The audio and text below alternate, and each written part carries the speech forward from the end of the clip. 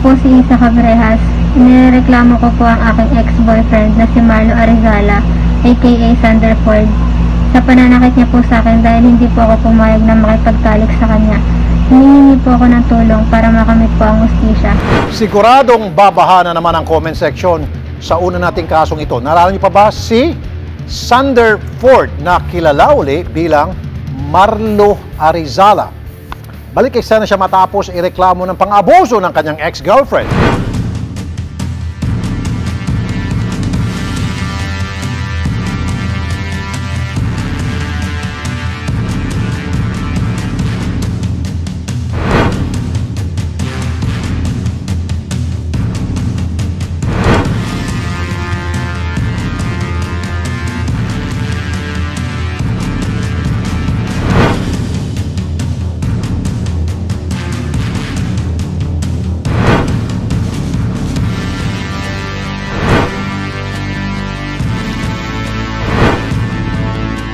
Nakausap po natin live via video call ang nagreklamong ex-girlfriend si Isa Cabrehas. Ma'am Isa, magandang tanghali. Hanggang ngayon po patuloy namin tinatawagan si Marlo pero hindi kami sinasagot ng telepono, yung aming mga tawag. And nagpatay na rin po pero tinetext pa rin namin siya para makunan siya ng panig niya. Miss Isa. Po. Okay, ano po itong reklamo niyo laban sa inyong ex?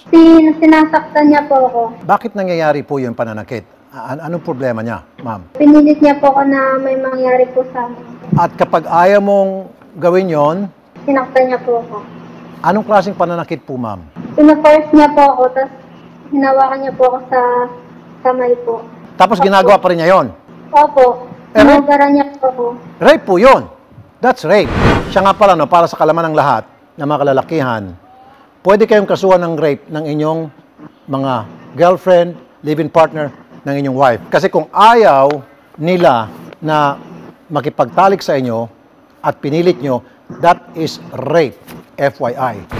Kailan po nangyari ito, ma'am? Noong June 13 po. O bago lang? Opo. Pero kayo pa ba noon, June 13, hindi na? Kami pa po nun. Okay. Ano yun, lasing siya? Nakadrugs? Madaling araw po yun, tapos lasing po siya. Natutulog po ako nun. Tapos yun po, doon na po siya parang pumunta po siya sa akin, tapos pinilit niya na po ako. Nangyari naman po yun, yung gusto niya? Hindi po. Kasi tumakbo po ako nun, tapos sinabol niya po ako. So attempted rape po yun. Kasi kung nangyari yung kagustuhan niya, then that is rape. Pero hindi nangyari, attempted rape po yun kung tutuusin. Ang pagkakaalam ko. At madalas niya hong gawin to sa inyo noon nung nagsasama pa kayo? Unang beses po. So tuwing nagagawa niya po ito, palagi po siya nakainom? Yung unang beses po nun, nung May 11, nakainom din po siya nun. Pero hindi niya po ako nasaktan kasi inawat po siya nun. Sinabi niyo sa research na gusto niyang samahan mo siyang maligo. At Opo, doon yung gagawin yung opo. gusto niyang gawin na and then nung ayaw mo, nanakit na naman. Ano po yun? Hindi po yun physical. Sa salita lang po. Oh, that's verbal abuse. Ano to, manyak? Ay, sorry. Manyak, ano to? Itong lalaking to? So, every time na hindi na tutupad yung kanyang kamunduhan na isa sa katuparan, it's either physical or verbal abuse ang natatamo mo dito sa lalaking to. Opo. So, tuwing maligo siya, ma'am, gusto niyang kasama ka palagi. Opo. Kasi magsabi niya po mag-girlfriend naman daw po kami. Okay lang yon, pero may karapatan kang tumanggi kahit na magkasintahan kayo, kahit na mag-asawa kayo, kung ayaw mong sumabay maligo sa iyong mister o sa iyong boyfriend, live-in partner, karapatan niyo po yun. Pag pinilit ka, edi may kalalagyan siya doon, may kaso siya. Kailan po kayo huling nag-usap nitong si Marlo, ma'am? Nung Monday po yun. Kailan po kayo nag-break up nitong si Marlo? Nung umalis din po ako doon, nalaman po ng parents ko po yung ginawa niya po sa akin. Tapos sabi niya po, tumahimik na lang daw po ako para tumahimik na lang daw din po siya. Gaano na kayo katagal, ma'am, na magkarelasyon bago kayo nag-split? 3 months pa lang po kami. 3 months? Opo. Pero dati na kayo magkasintahan, tapos nagbalikan lang kayo. Opo, nung 2015 po yun. Nagbalikan lang po kami. Ba't mo pa binalikan tong ulupong na to? Kasi okay naman po siya nung unang beses po. Okay naman po. So ma'am, sa palagay mo, anong dahilan bakit nagkakaganon itong lalaking to? Kasi sabi niya po, gusto niya na daw po ako mabuntis. Ayaw mo naman kasi hindi ka pa ready. Opo. Ma'am, ganito na lang. Ito pong si Marlo, nakapatay na po yung kanyang cellphone, pero nanunod po siya sa atin. Gusto niyo po magbigay ng mensahe sa kanya, Miss Isa. Opo. Sige po, magsalita kayo. Sana po, huwag niya na po ako baliktarin sa mga tao. Saka magsabi na po siya ng totoo. Kasi, puro kasi nangalingan po yung sinasabi niya. Kaya baliktad niya po ako sa mga tao. Ano po yung binabaliktad ka? Ano yung mga pinagsasabi niya kasinungalingan po sa mga tao? Sabi niya po, ako naman daw po yung may gawa daw po ng mga pasako. Ako daw po yun. Tapos, hindi naman daw po totoo na yung ginawa niya po. Meron po kayong mga medical certificate? Ano po, ma'am? Nagpo-medical po ako dito pero hindi daw po yun pwede kasi malayo po ako. Kailangan daw po dun sa may hospital daw po na malapit sa pinangyarihan. I don't think so. I don't think so.